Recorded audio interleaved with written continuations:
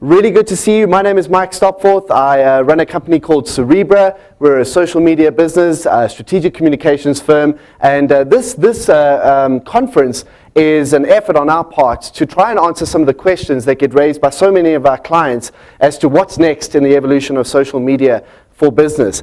It's an exciting time for business. I think there are a lot of challenges. There are a lot of new opportunities.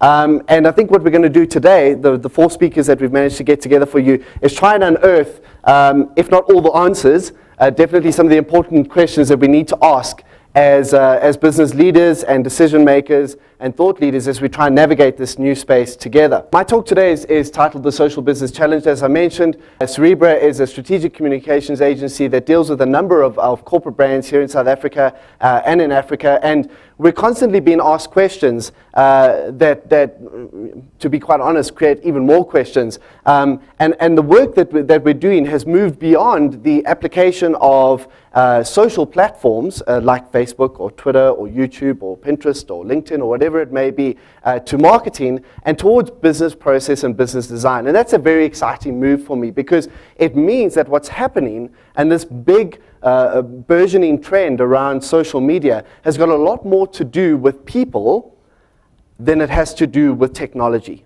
Okay, and that's a big point that I hope that all of our speakers are going to get across today. This is not a technology problem or a technology challenge. It's a human challenge. It's a people challenge. Social media is full of pictures like this, which I despise. I mean, I'm not even sure that, I beg your pardon, I understand what that means. And I'm a social media dude, okay?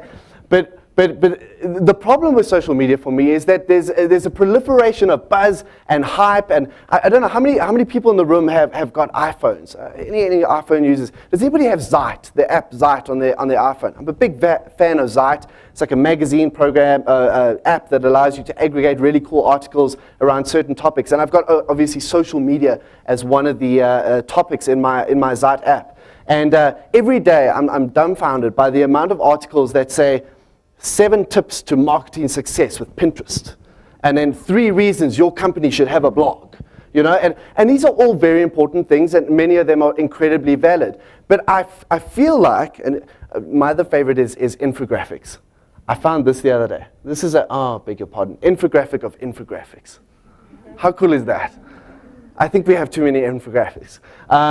But what I'm starting to think and what I'm hearing from our clients is, as much as all of these things are very important and very cool, is are we asking the right questions about social media and what it means for business? And that's what I want to unpack for you today.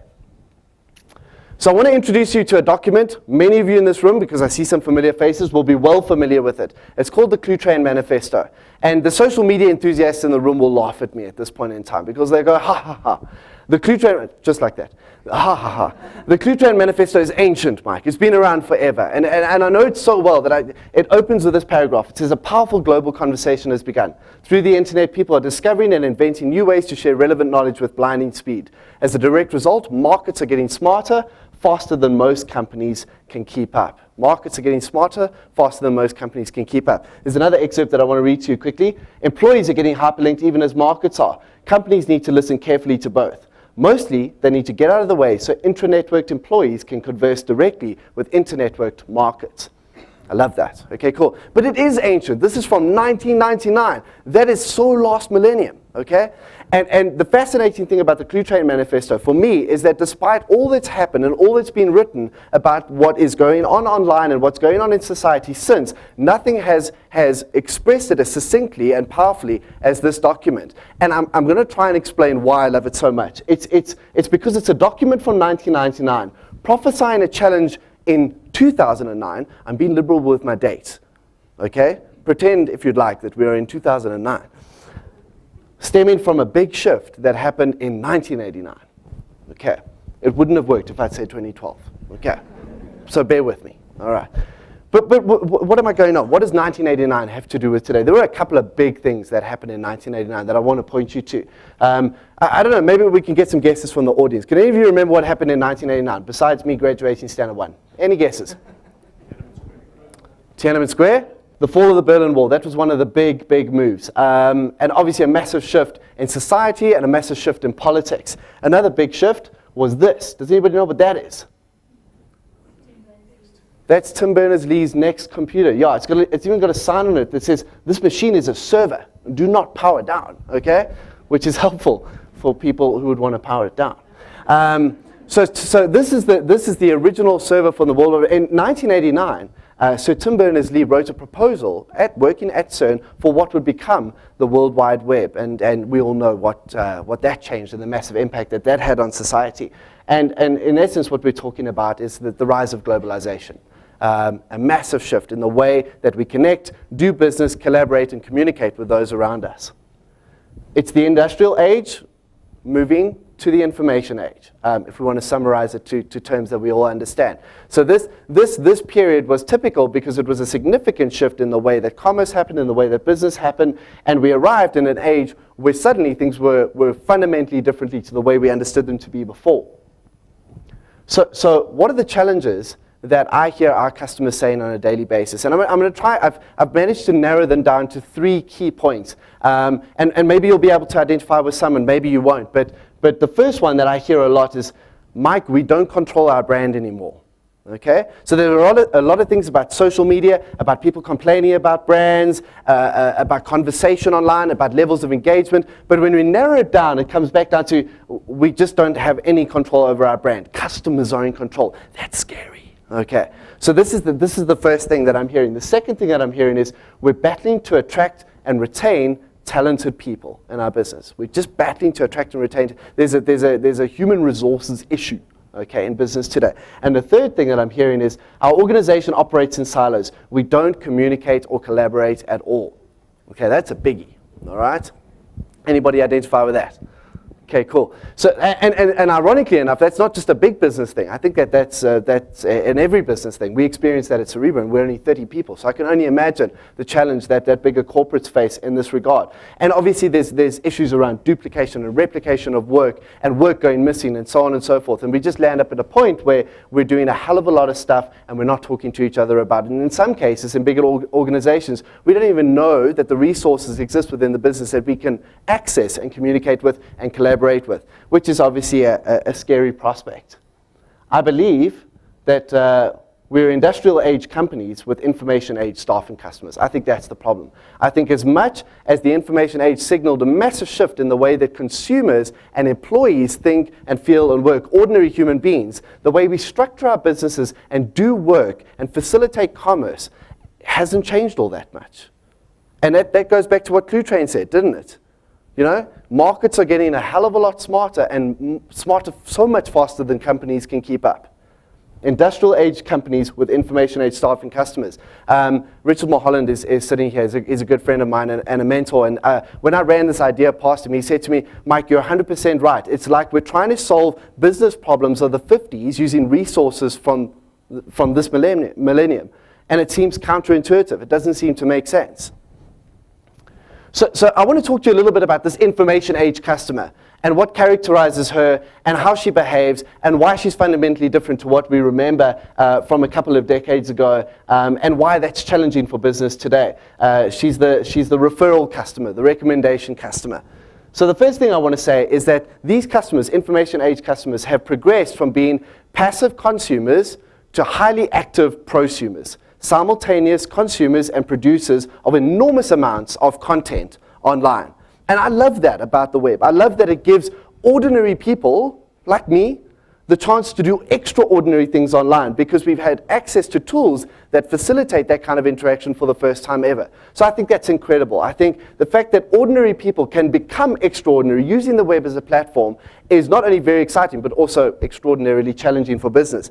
I want to give you the best possible example I can find of this, best possible South African example. You can guess at any point in time who I'm talking about. I'll be intrigued to see who can pick up who I'm chatting about. This guy is on Twitter. He follows 200 people and is followed by 37,500, which is, pretty good, especially if you haven't bought those people.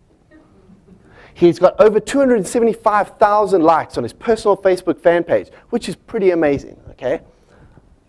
He has 117 million views on YouTube, on his YouTube channel. Does anybody know who I'm talking about yet? Anybody have any guesses? Trevor Noah, good guess. Wrong. Sorry. Nobody else wants to guess anymore. Steve Hofmeyr, also a great guess, but no. So he hails from Humansdorp in the Eastern Cape, and you can get a hold of him at jaapvloei@gmail.com. Any guesses? No. This dude. His name is Cobus Potgieter, okay? Or as his American fans call him, Cobus. They haven't even tried getting to Potgieter yet.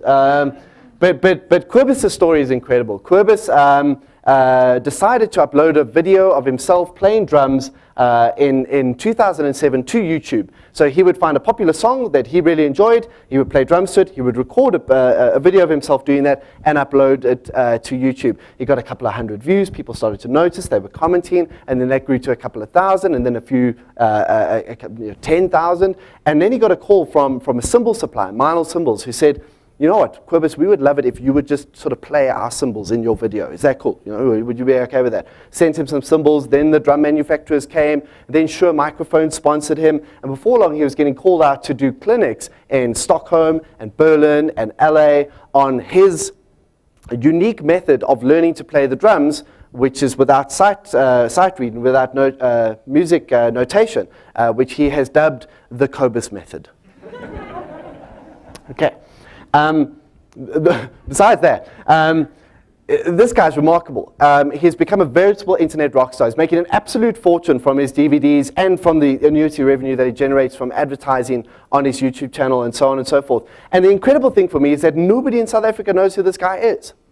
And if we think of it from a business perspective, you have no idea when Cobus is going to be the next guy that phones your call center, or walks into your branch, or works with your products, or interacts with your staff, or talks about you online in many cases, you know? And this is the challenge that business faces today, fundamentally, when we talk about information age consumers, is that there are degrees of influence, but you know, from nobody to Gareth Cliff, celebrity, you know, somebody who's a celebrity outside the world of Twitter and Facebook and so on and so forth. And those degrees of influence, or as Mike Sharman calls it, pseudo-celebrity, has become a fascinating thing for me, because business is not geared to facilitate that kind of dynamic. You know, in the past, if somebody complained or complimented about us, it was kind of cool, but especially if they complained, we could sweep it under the carpet and then go, you know, sort of, and hope that nobody noticed. You know, today, the digital soapbox, proverbial soapbox, that customers have to express their opinions and their thoughts and their feelings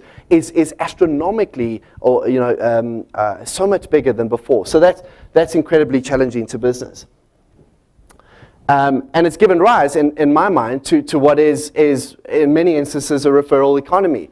I think that whether we like it or not, and whether it's intentional or not, and many of us in this room are, well, we all are consumers in our own right, I think that we are progressively inoculating ourselves against marketing messages that are less relevant or not relevant to us or less meaningful to us. And we don't do that because we don't like advertising or because we don't like billboards or because we don't watch TV anymore. But I think we're doing that because the demands on our attention spans are so extreme that we've had to default towards networks and resources for information and for knowledge that are more trustworthy. And so we tend to trust marketing less, you know, because it sounds like marketing, and marketers speak really weirdly, you know? And it's sounding a little bit more like, or we're gravitating more towards the human voice, which comes from the trusted networks that we build around ourselves online. Let me give you a very practical example. So I love fly fishing, okay? And I wanted to find out where the best B&B was to go to in Dullstroom. So I did what any responsible social citizen would do, and I Googled best B&B in Dullstroom. And I got a bunch of organic results, as you do on the left-hand side of the Google page. And I went through the results, and the first one said, Benny and Jones B&B, 4-star accommodation, magnificent food, amazing fishing, beautiful views, best B&B in Dullstroom. I'm like, that sounds pretty good. Okay. Next one, Critchley Hackle. All right. 3-star accommodation, wonderful setting, extraordinary fishing, best B&B in Dullstroom. Okay, cool. And so on and so forth. Nobody's going to say on their website, average to poor food, owner slightly mental, haven't caught a fish in months, pretty shitty, B&B. Nobody's going to be honest with you. Marketers are not designed to be honest with you. That's not how we speak. So I went through the same exercise of conducting the same question, but on Twitter. And I said, guys, I'm going to Dahlstrom. You guys know what I like and who I am and what I'm interested in. I would really like some input as the best place to stay in Dahlstrom. So I got a whole bunch of feedback from people that said, if you're looking for, if you want to do wild fishing, this is fish that's not grain fed and so on and so forth, all sorts of weird and wonderful things. And then one person replied to me and said, you have to go to, and I can't even remember the name of the place, but it's like the Tin House or something like that. They said, it is by far the best supplier, or the restaurant has the best cheeseburger that I've ever tasted in my entire life. Now that might not mean much to all of you, but I have a penchant for a good cheeseburger. It is known amongst some of us, and so I was like, that sounds the business, okay? And I booked my holiday to Dahlstrom, not based on the fishing, the view, the service, all the 3 or 4 star accommodation. It was purely on the referral of a very good cheeseburger. And I would like to report that the cheeseburger was amazing. But the point I'm trying to make is that this economy turns what we understand about traditional marketing on its head. And it demands of us that we think differently about influence, and we think differently about who the gatekeepers of influence are, which gatekeepers of influence are. And that begs the next question, or rather the next point, is that our consumers have evolved into the media. They are the media. They are the gatekeepers of influence. In other words, we are the media, because we are all consumers after all. And the best quote that I can find to express exactly what this is about is this one. It says, to find something comparable, you have to go back 500 years to the printing press, the birth of mass media, which incidentally is what really destroyed the old world of kings and aristocracies. Technology is shifting power away from the editors, the publishers, the establishment, the media elite. Now it's the people who are taking control, ironically enough, from this dude. But it is a really great quote and embodies this shift from the media elite towards citizen journalism and citizen publication. And that's a fascinating trend for brands to watch. So if consumers are evolving into prosumers and becoming the media, then what does that mean for brands? Okay, what is a brand? And this becomes a really interesting one for me, because there is a widely held misconception, I believe, amongst companies, and not just in South Africa, the world over, that this thing over here, or that on the board over there, or this one on the back of my computer, that is a brand. Now, I don't think that's a brand. I think that that's a logo, okay? And I think that logos and brands are distinctly different, and I think making that differentiation is critically important for us as business decision makers. I think that a logo is something that you pay an agency to design, and it's really pretty, and then you put it on your stationery in the front of your building with like neon lights, and that's a logo. But a brand is the collection of stories and thoughts and associations and feelings and emotions that the people, the communities around your logo, whether they be employees or shareholders or customers or potential customers, share and tell and so on and so forth. It's the narrative around your logo. And where does that narrative get shared today?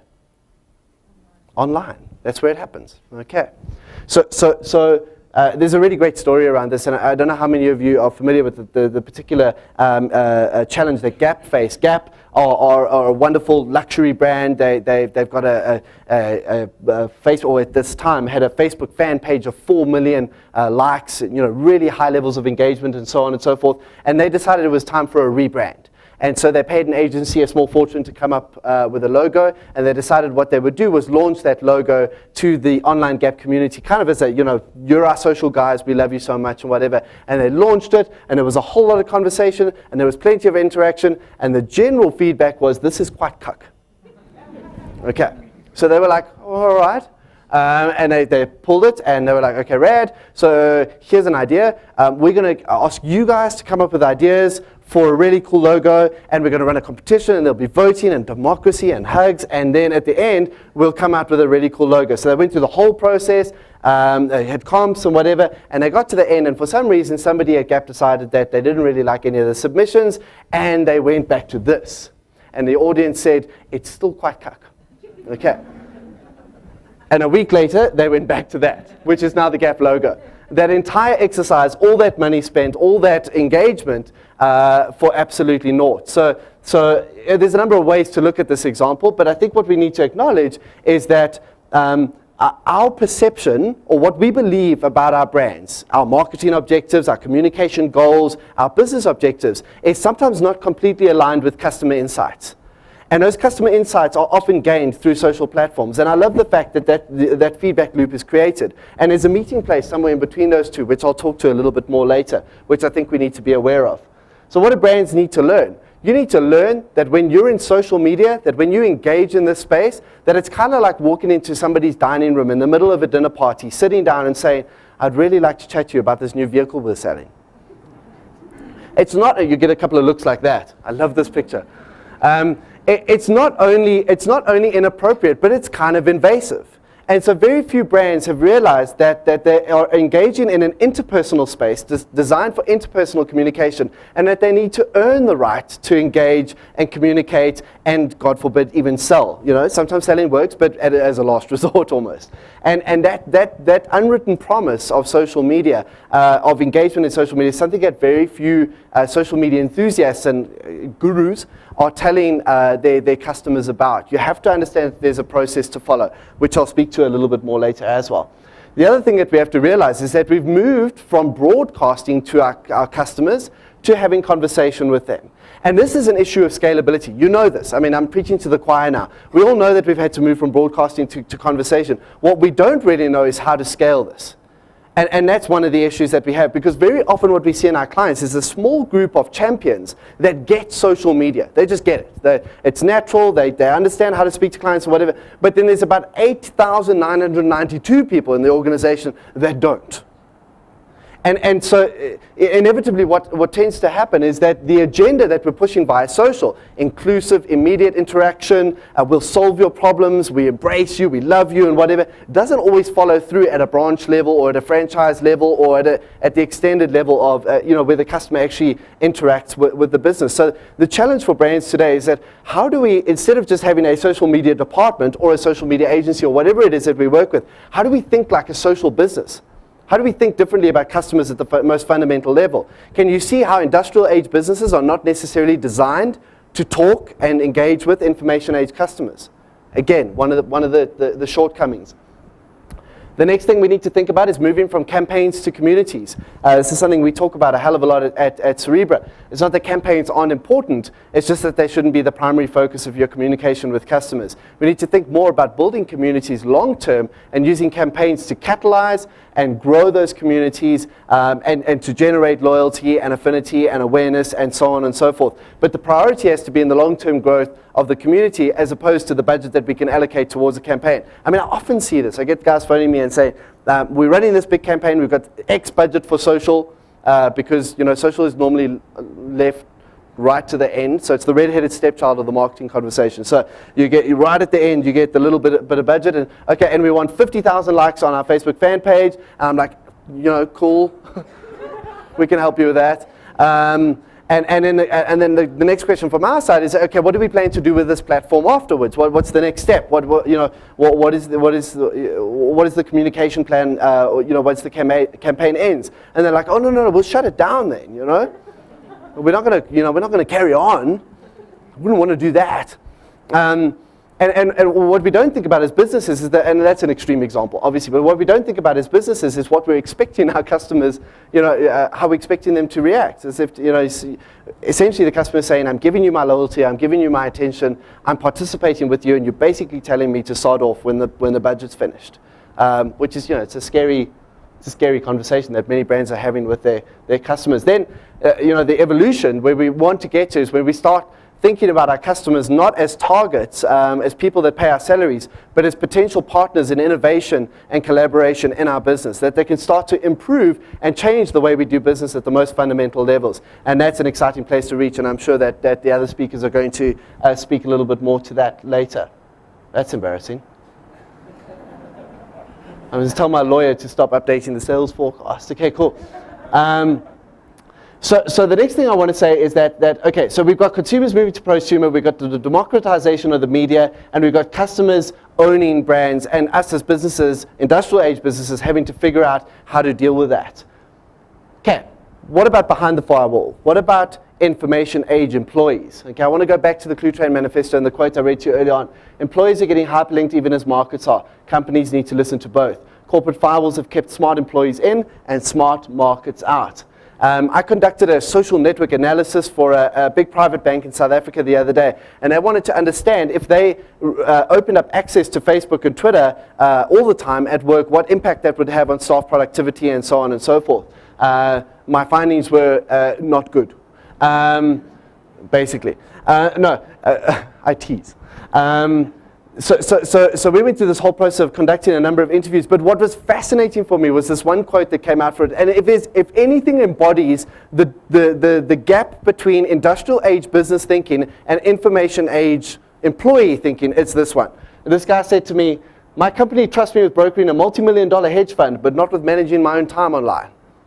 And that's profound, but very true, you know. And that was fascinating for me to watch, because we've got these individuals that are trying to do remarkable work, that are being paid to be knowledge workers and not allowed to interact in platforms that today are considered to be the best knowledge sharing platforms available to us.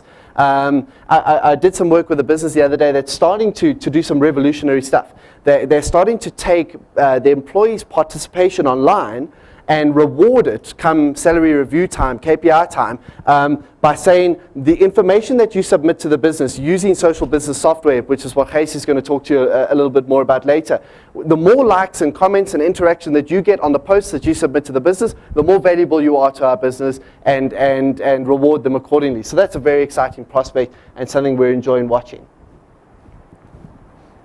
Okay, there's a chap called Metcalf. Here's a law. This is the law. It's that the value of a telecommunications network is proportional to the square of the number of connected users of the system. Yeah, I don't understand it either. But somebody showed me a really cool example once. So I want you to imagine that assembled in this room are some of the finest engineers of our time. We're in the 70s, by the way. And we have invented this. It's the fax machine. We're very excited about it because it does amazing things. It sends messages over the air to other people, okay? But it's not nearly as cool as when we create this, the second fax machine. Oh, yeah. Because now we can actually send messages to somebody, okay? And every time we add a fax machine to our network, the network becomes so much more valuable, and each fax machine in the network becomes more valuable because of its role in the network. Does that make sense? Okay. Now, I think people in organizations are exactly the same. I think that the more people we're able to connect within our organizations, the more valuable the network is, and the more valuable those individuals are within the network. And yet we don't do it at all in our businesses. We don't connect people at all. In fact, we put up walls to separate them. We do it phenomenally well. Which brings me to an illustration of, we're going to start talking about social business now. I'm almost finished, you'll be pleased to know.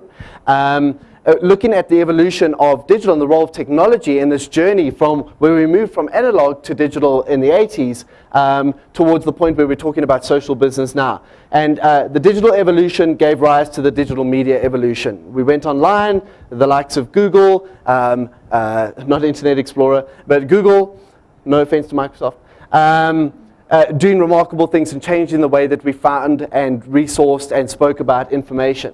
Then we've got the digital business revolution, a transactional shift, the social revolution where the web became human, the so-called Web 2.0 thing. When last did you hear that? Huh? So-called Web 2.0 movement, which then evolved into social media, global, local, and mobile, where these tools and these platforms, these social platforms, become integrated into every part of our lives, which is now evolving into what we would like to believe is the maturity of that stage, which is social business. Connected, adaptive, and intelligent business based on the use of social computing technologies behind the corporate firewall and beyond it. A really great quote here. It talks about social business being the strategic application of social computing to enterprise challenges. And this diagram, which looks incredibly complicated on the board, but which I want to walk you through, I've spoken about in this presentation, hopefully summarized for you the social computing trends of the last decade and what they mean for ordinary human beings.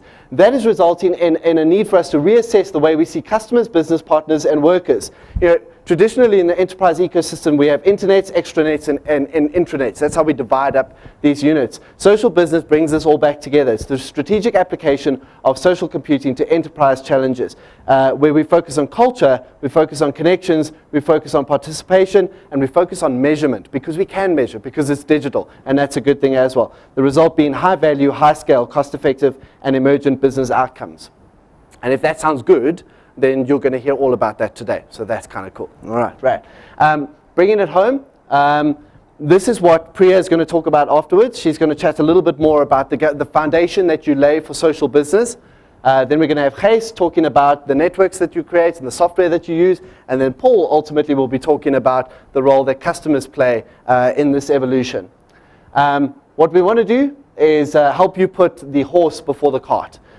We really believe that there's too much talk about social media and what's happening in the marketing space, but what really needs to happen is that we need to be social businesses from the inside out.